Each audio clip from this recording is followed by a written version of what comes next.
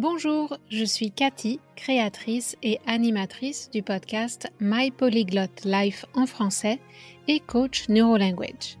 En général, j'aide des adultes qui apprennent le français et veulent atteindre un niveau avancé, mais aussi des adultes francophones qui veulent améliorer leur communication en anglais. Mais cette année, j'ai décidé de faire une pause pour me confronter à un nouveau challenge, enseigner l'anglais au Japon dans le cadre du JET programme. Dans cette saison du podcast, la 5e, je partage avec toi des moments de ma vie ici et les réflexions que ça m'inspire.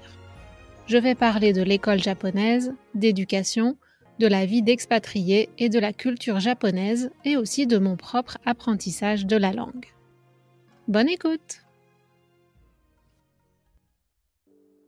Bonjour, aujourd'hui le thème de ce dernier épisode de la saison 5, c'est un peu en quelque sorte un bilan de cette année au Japon et la différence entre venir en touriste, venir visiter un pays et vivre ou travailler dans ce pays, y vivre et y travailler.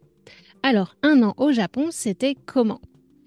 Alors certes, dans mon cas, j'étais jamais allée au Japon en tant que touriste avant d'y vivre. Donc je ne peux pas comparer l'expérience 100% touriste et l'expérience expat.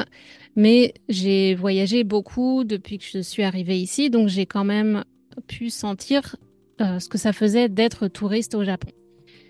Alors certains disent que c'était courageux de venir ici sans y avoir jamais mis les pieds. D'autres disent que c'était fou. Mais bon. Je l'avais déjà fait avec le Canada avant. J'ai immigré au Canada sans y avoir jamais mis les pieds avant. Et puis, il faut dire que les risques à venir au Japon sont limités. C'est un pays confortable, d'une grande sécurité et je venais dans le cadre d'un programme bien encadré. Le plus grand risque était au niveau psychologique. D'abord, supporter la distance et le fait de vivre en décalé par rapport à la France et au Canada. D'habitude, j'ai seulement un décalage, mais là, il y avait 2 gros décalages.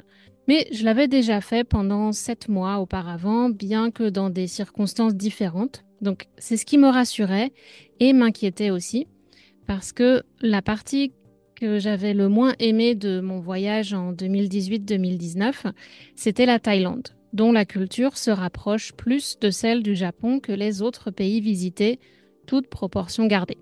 C'est juste que si on compare l'Inde, le Népal, la Birmanie, la Thaïlande et le Japon, ce sont ces 2 derniers qui sont les plus proches malgré leurs différences.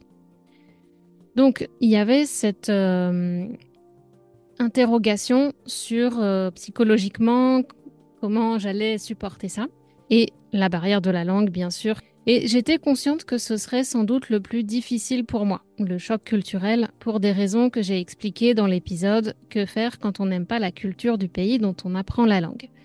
J'étais un peu plus nuancée dans l'épisode, c'est pas que je n'aime pas la culture japonaise, je la trouve intéressante à bien des égards, donc sous beaucoup d'aspects, et j'aimerais que plus de pays soient aussi sécuritaires, polis, organisés, etc. Mais bon, 1 an, 12 mois, ça passe vite, m'étais-je dit. Donc, même si je n'aime pas tout dans ma vie ici, 1 an, ça va vite passer. En tout cas, il y a une date de fin et aussi la possibilité d'allonger mon séjour si j'en avais envie. Et une autre inconnue, c'était le travail. Je n'avais jamais enseigné en classe et j'allais être confrontée, dans un rôle d'assistante, à un public d'adolescents et adolescentes entre 12 et 15 ans. Donc, 2 challenges en un avec ce travail, trouver ma place face aux jeunes et à côté des profs d'anglais japonais.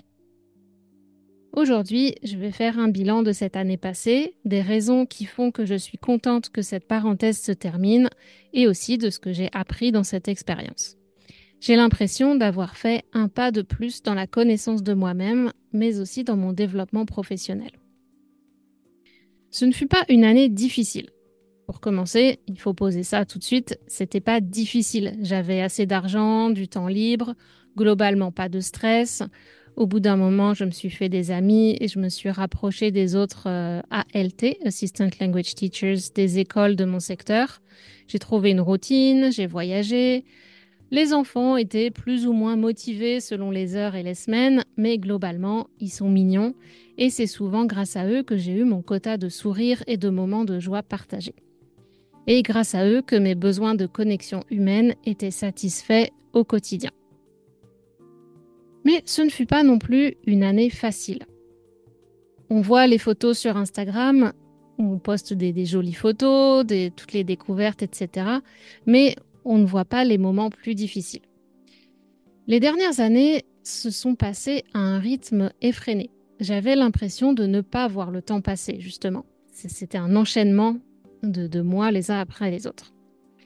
Cette année, donc les 12 derniers mois depuis août 2023, pour la première fois depuis longtemps, je me suis parfois surprise à compter les semaines, les heures, les classes restantes, trouvant que la date de fin restait encore bien loin. Et premièrement, la principale raison qui a motivé ce sentiment, c'est le travail. Quand tu passes 8 heures par jour dans un environnement où tu comprends pas grand-chose de ce qui se passe, ni de ce qui se dit, où tout le monde est souvent trop occupé pour avoir le temps de socialiser, où tu vois tes collègues au bord du ou en plein burn-out, où on ne t'inclut que rarement dans les activités, que ce soit pour ne pas te déranger ou parce qu'ils savent pas quoi faire de l'étranger ou l'étrangère. En plus, dans un système qui enseigne l'anglais d'une façon totalement inefficace, j'en ai parlé dans l'épisode Apprendre les langues à l'école, une perte de temps ? Point d'interrogation. J'avais l'impression de devoir porter un masque chaque jour, en quelque sorte, en dehors de quelques moments en classe où j'avais l'impression de pouvoir être moi-même. Et je pense que c'est ça qui a séduit les gamins, ils ont trouvé ça amusant, inhabituel, mon caractère, mes gestes et tout ça. Et ça a piqué leur curiosité. Je pense que je les ai perdus quelquefois en voulant aller trop vite ou parce que j'étais incapable d'expliquer en japonais pour clarifier certaines choses, mais ils et elles ont été bons publics et ont participé en classe. Sauf si je les avais après un cours d'éducation physique qui les avait cramés, épuisés et qui voulaient juste dormir, mais bon, globalement, ça a été. Mais bref, c'est cette perte de sens en général du travail qui est usante. Tu te lèves le matin, tu vas au boulot, tu performes, tu fais le job, comme on dit en France, tu fais la job, comme on dit au Québec, qu'on attend de toi, mais tu te demandes pourquoi, pour quel résultat. J'avais chaque classe une fois par semaine, mais aucune idée de ce que et comment ils étudiaient les 3 autres heures avec leur prof d'anglais japonais. Sauf si je voyais une feuille d'activité traîner sur la photocopieuse. Et ça arrivait rarement. Tu me diras que j'aurais peut-être pu demander au prof de me tenir informée. Mais d'une part, j'ai l'impression que ça ne fait pas partie de nos prérogatives en tant qu'assistant.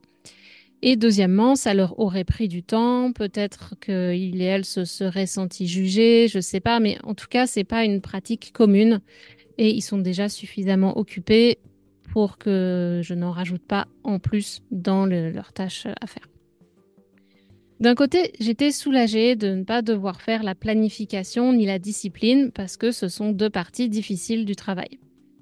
J'avais pas non plus à trouver du temps pour corriger et évaluer les devoirs, sauf en de rares occasions. Et réussir à faire tenir en une année scolaire un programme bien trop ambitieux pour le niveau de mes élèves, c'est mission impossible si on veut leur laisser le temps d'absorber les concepts. D'un autre côté, c'était frustrant aussi parce que c'est jamais vraiment ta classe. Tu es assistant, assistante, tu les as 1 heure par semaine sur 4 heures. Donc, tu n'es jamais vraiment chez toi. Tu n'as pas pu fixer les règles avec la classe et donc, en termes de discipline, de développer leur autonomie, tu es tributaire de l'autre prof japonais.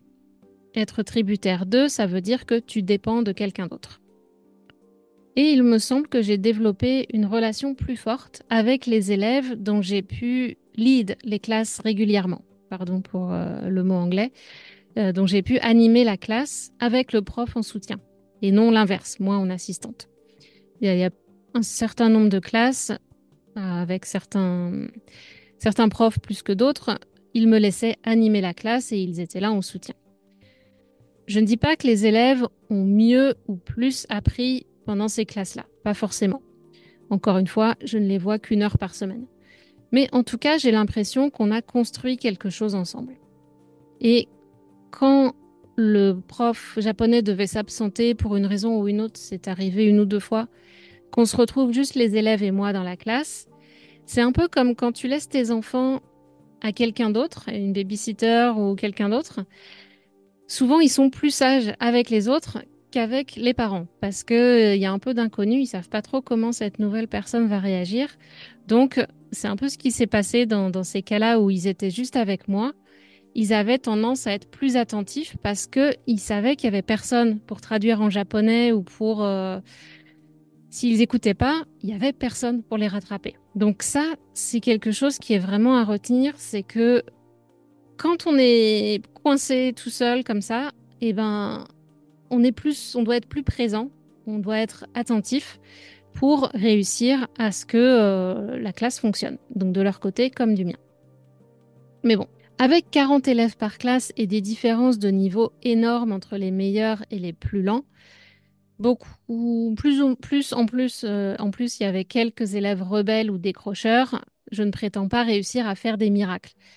Et en plus, quand tout va bien, tout va bien. Quand j'ai parlé de si le prof s'absente, que tout le monde est attentif, etc., tout va bien. Mais si un jour, dans cette situation, il arrive que les enfants ont des questions plus précises ou un problème qu'ils expliquent en japonais, que ce soit sur la langue ou un problème de santé physique, mentale ou un conflit entre deux élèves, le fait que je ne parle pas assez japonais m'empêche de pouvoir tenir le rôle d'une prof à part entière. Donc, faut pas non plus idéaliser le fait que si c'était ma classe, j'aurais réussi à faire tout ce que je voulais. Je ne dis pas ça, mais je dis que j'ai construit un autre type de relation quand j'ai eu plus de liberté dans la classe. Et concernant l'apprentissage de la langue, le fait que les enfants n'aient aucune exposition à l'anglais en dehors de leurs cours, sauf s'ils ont un intérêt personnel, est un obstacle quasi insurmontable à mon avis. J'en parle régulièrement, mais tu sais que on apprend beaucoup par absorption, par apprentissage passif, par l'exposition, l'immersion. Et là, ça n'existe pas. Donc, c'est vraiment difficile pour eux de donner du sens à l'anglais et de retenir les concepts. Par exemple, en plus, un truc qui m'a rendu folle cette semaine, on leur a distribué leur cahier de devoirs de vacances pour l'anglais avec une couverture exclusivement écrite en japonais. Sama homework, écrit en alphabet katakana, au lieu d'en profiter pour les exposer à l'orthographe anglaise. Ça nous aide pas beaucoup. Et j'ai vu passer sur un document décodé grâce à Google Doc que dans mon école, peut-être dans la préfecture, le ministère déconseille de confier les évaluations aux ALT car nous serions trop gentils et pas assez stricts dans nos évaluations. C'est peut-être parce qu'on sait à quel point apprendre l'anglais est extrêmement difficile pour ces élèves vu la façon dont c'est enseigné, ou parce qu'on se rend bien compte que les attentes du ministère et la réalité du niveau des collèges de campagne sont radicalement différentes. Je sais pas, mais c'est sûr qu'on a tendance à faire preuve de bienveillance envers les enfants et on veut pas les décourager, donc on va pas leur mettre des notes trop sévères. Deuxième raison qui me fait dire qu'une année, c'est bien assez et que j'avais pas envie de continuer plus longtemps, c'est la différence culturelle, comme j'ai évoqué dans l'introduction. Alors autant je serais ravie de revenir au Japon en tant que touriste ou pour y travailler à distance pendant 2 ou 3 mois dans la limite du visa, autant je ne me vois pas vivre ici à long terme. Je pense que l'opinion personnelle sur la capacité de vivre à long terme au Japon dépend de ton caractère, de ce que tu aimes, mais aussi de ce que tu as quitté et de ce que tu pourrais trouver ailleurs. Si tu viens d'une région minée par le chômage, la corruption, le népotisme, la guerre, la pauvreté, la criminalité, l'absence de système social ou que sais-je encore, le Japon offre de très bonnes conditions de vie. C'était encore plus vrai avant quand le yen était plus fort. Maintenant, ça devient plus compliqué si tu dois convertir des yens en euros ou dollars vu le niveau relativement bas des salaires ici. Mais si tu n'as pas de perspective d'emploi ou d'autres choses importantes pour toi dans ton pays d'origine ou ailleurs, ou si ton conjoint ou ta conjointe est japonais ou japonaise, alors pourquoi pas rester au Japon? Mais si tu peux avoir des opportunités professionnelles plus intéressantes dans ton pays, ou si tu as besoin, envie de voir ta famille régulièrement, alors je pense que peu d'expats vont supporter les inconvénients d'être un étranger au Japon. Le principal étant que, n'étant pas ethniquement japonais, tu seras toujours perçu comme étranger, d'autant plus que ça prend vraiment du temps de maîtriser la langue. Mais même quand tu la maîtrises relativement bien, il y a toujours cette barrière infranchissable. Ça ne veut pas dire que tu ne peux pas être intégré dans un cercle amical. Tu peux tout à fait avoir des amis japonais. Mais aux yeux de la société, tu seras toujours un outsider. La Miss Japon, par exemple, cette année, a été très critiquée et a fini par démissionner parce qu'on a cherché la petite bête. Elle était d'origine ukrainienne et ils ont cherché la petite bête jusqu'à finir par trouver quelque chose qui a fait qu'elle a démissionné. Ou qu'on l'a... Oui, je crois qu'elle a démissionné. Enfin, ou elle a été démise de ses fonctions de Miss Japon, en tout cas. Et le fait qu'elle soit d'origine ukrainienne n'est probablement pas étranger à ça. Je ne juge pas, on ne fait pas forcément mieux en France ni au Québec, où les personnes racisées, même de deuxième ou troisième génération, dont les parents ou grands-parents ont immigré en France, voient leur identité française fréquemment remise en question. Donc, pas de jugement de la part d'une Française envers les Japonais. Et pour moi qui aime parler de politique, de féminisme, de refaire le monde pour le rendre meilleur, j'ai trouvé que le Japon n'était pas un pays pour moi. En effet, ce ne sont pas des sujets de conversation courants ici. Contrairement aux Français qui avons un avis sur tout, parfois même trop d'opinions sur trop de choses, les Japonais ne sont pas encouragés à donner le leur. D'après ce qu'une Japonaise m'a expliqué, ça remonterait au système féodal et au fait que si quelqu'un disait quelque chose qui ne plaisait pas au shogun ou au clan rival, il risquait sa vie. Il pouvait être tué parce qu'il représentait une menace.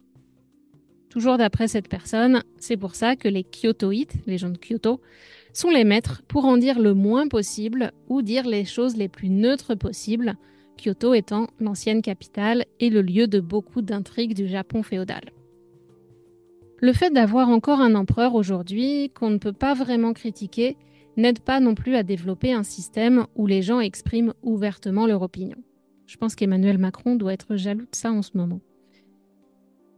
Et encore, toujours d'après des connaissances qui habitent plus au centre ou au nord, j'ai la chance d'habiter dans le Kansai, une région où les gens sont réputés plus directs et plus communicants que dans la région de Tokyo, qui s'appelait Edo et est devenue la capitale après Kyoto. On voit à quel point la proximité avec la capitale a son importance dans l'ouverture à la communication des gens, des locaux. Mais bon, je suis sur une île, donc la mentalité insulaire, c'est encore un autre défi, même si on est dans le Kansai. Et le dialecte local fait que je comprends pas grand-chose. Mais je me suis quand même fait quelques copines ici, étrangères et aussi des japonaises, qui ont voyagé à l'étranger. Donc on ne parlait pas ou très peu en japonais. Et si j'avais été ici plus longtemps, ça aurait pu se transformer en amitié plus profonde. Le fait que j'ai rapidement su que je ne serais ici que pour 1 an a aussi eu son importance dans la composition de mon cercle social, je dirais, et dans ma motivation à créer des attaches sur l'île d'Awaji. En effet, pour nouer des liens, développer des relations sociales plus profondes, il faut s'investir personnellement et il faut du temps et de l'énergie. Mais j'ai souvent choisi d'aller voyager pour découvrir d'autres régions plutôt que de rester à côté de chez moi à cultiver mes relations.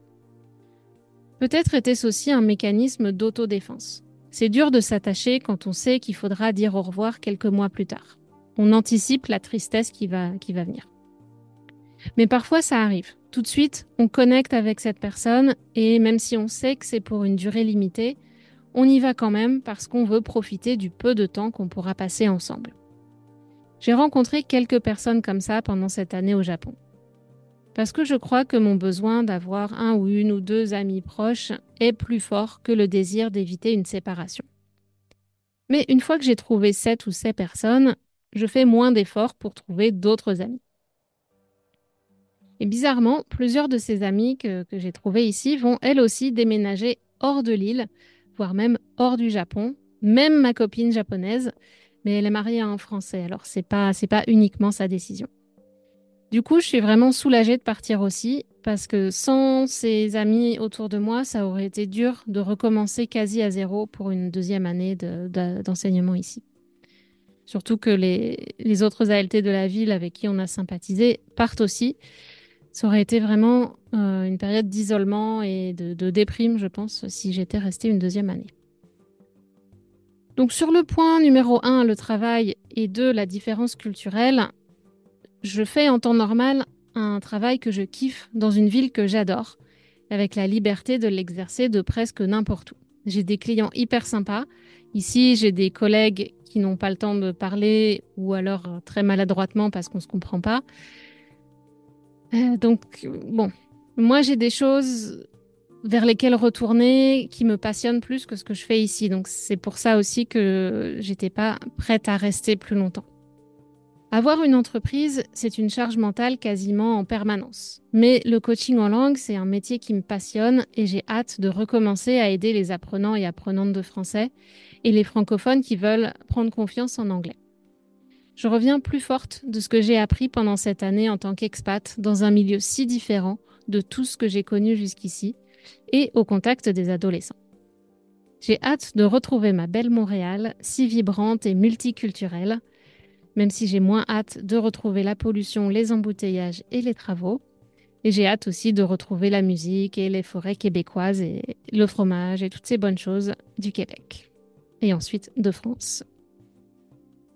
Le troisième point que je voudrais aborder, c'est le sens de l'esthétique qui va nous amener vers les règles.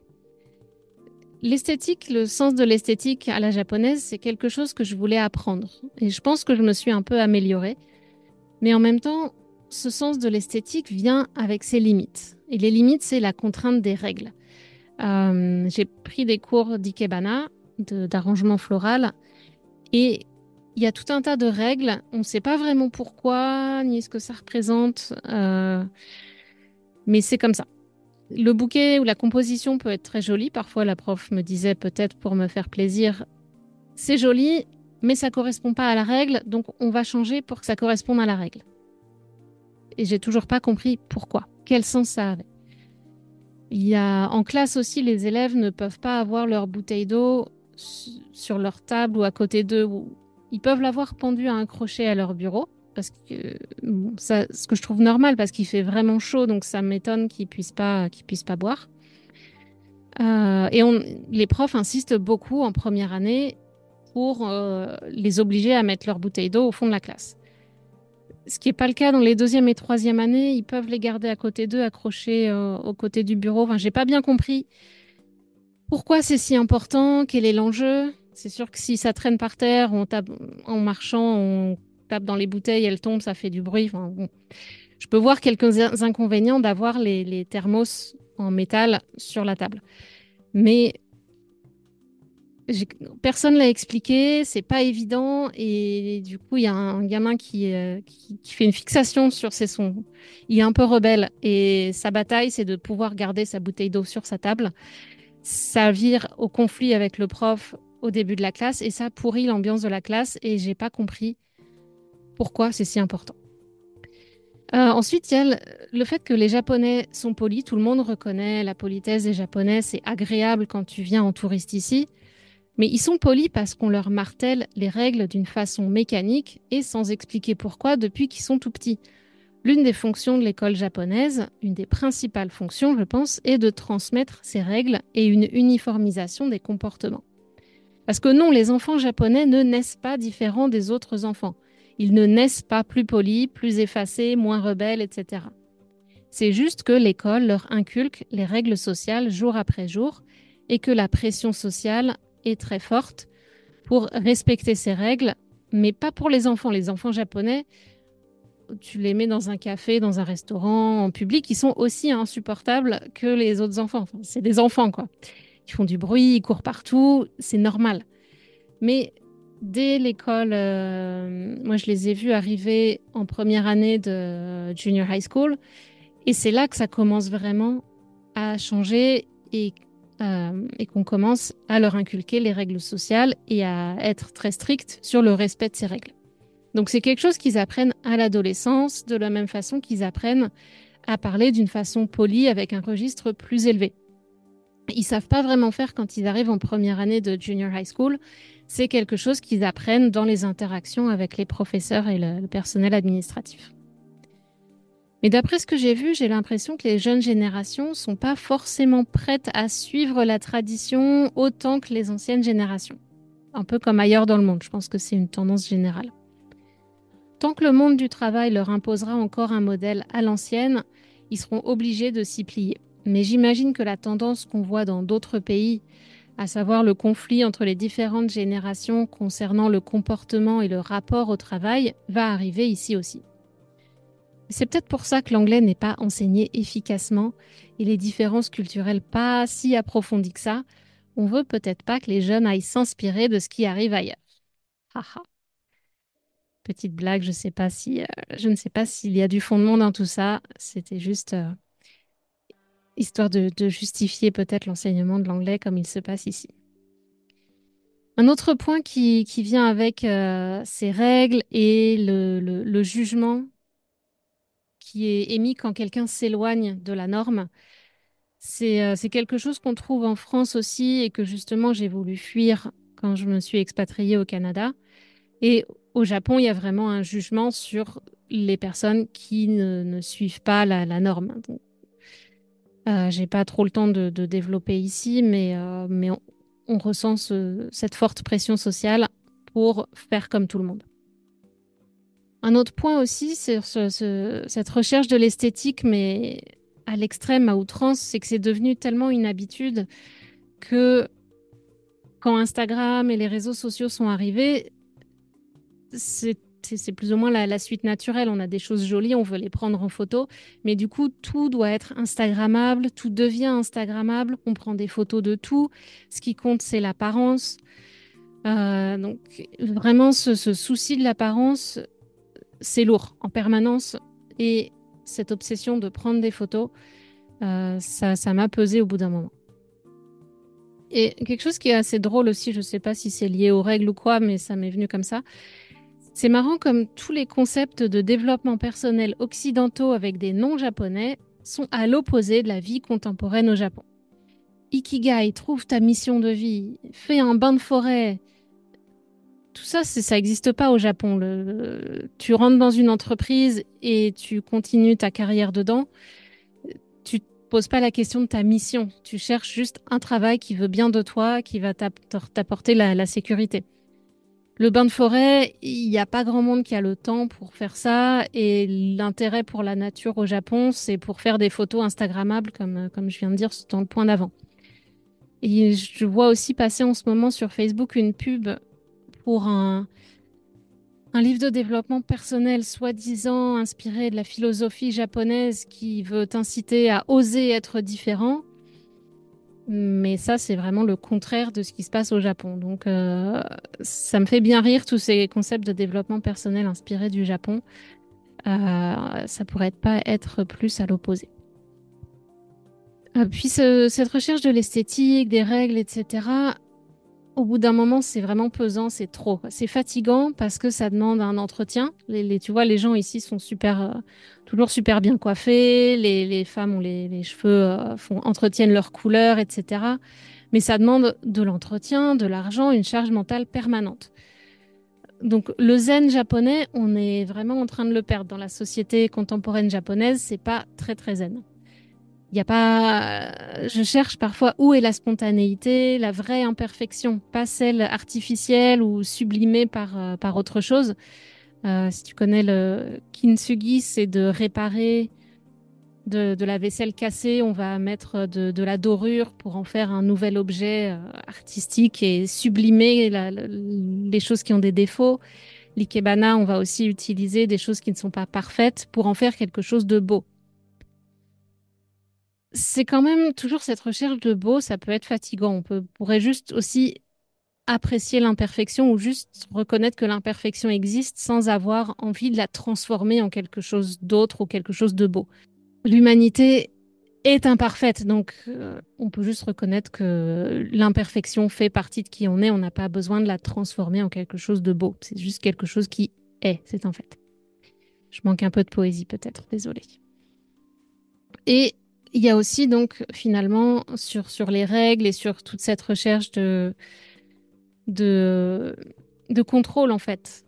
À force de ne pas se lâcher et d'être tout le temps dans la contrainte et dans le contrôle, il y a l'effet boomerang et quand il se lâche à l'extrême, ce qui peut amener à des comportements, si je sais plus quel est le quartier de Tokyo, où les gens vont là-bas pour boire et ressortent complètement torchés et malades dans les rues, dans le métro. Enfin, c'est vraiment pas beau à voir parce qu'il y a besoin d'un espace, d'un exutoire où ils laissent sortir quelque chose. Ce sens de l'esthétique qui va jusqu'au packaging, aux objets mignons, kawaii et à l'obsession de tout emballer individuellement. En plus d'être usant, passé l'excitation de la découverte, je me suis lassée de la société de consommation à outrance version japonaise. Je viens d'Amérique du Nord, donc je ne peux donner de leçons à personne en matière de surconsommation, mais je n'apprécie pas non plus sa version japonaise. Et c'est parfois difficile de résister parce que les objets sont vraiment mignons, ils ont tout un tas d'emballages très pratiques aussi, mais même si le recyclage est efficace, si les gens font l'effort de trier, on sait que ce n'est pas une solution à long terme. Parce que le recyclage, ça ne diminue pas la consommation et la solution à notre problème de nos multiples problèmes est dans la consommation raisonnable. En plus, quand on met tout ça bout à bout, ça peut représenter un budget considérable. Et les salaires ne sont pas très élevés ici. En plus de ça, beaucoup de produits sont ultra transformés avec des choses pas forcément bonnes pour la santé dedans. Donc non seulement c'est pas bon pour la planète ni pour notre corps si on les mange, mais j'ai trouvé que ça crée une certaine fatigue de toujours devoir se contrôler pour ne pas céder à la tentation du cute ou de la facilité. Mais tout ça, comme ça a été le cas en France et dans beaucoup de sociétés occidentales, c'est assez récent. Quand on écoute les anciens ou qu'on lit des livres ou qu'on regarde des films qui datent de plusieurs décennies, on se rend compte que c'était pas comme ça avant.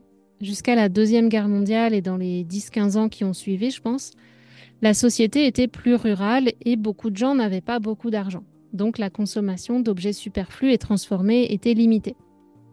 Je dis pas qu'on devrait revenir à une époque où une grande partie de la population était pauvre, mais on voit qu'aujourd'hui l'écart entre les riches de plus en plus riches et les pauvres se creuse et que les classes moyennes sont nombreuses mais galèrent aussi.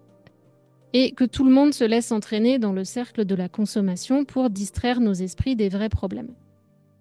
Donc, bon, c'est pas, on n'a pas un modèle qui est vraiment plus satisfaisant que ce qu'on avait avant. Bref, en parlant de distraire nos esprits des vrais problèmes, je pense qu'on en arrive au cœur de ce qui fait que je ne me vois pas vivre au Japon à long terme. Et à ce qui a motivé mon amie la plus proche ici à partir aussi malgré son amour pour le Japon.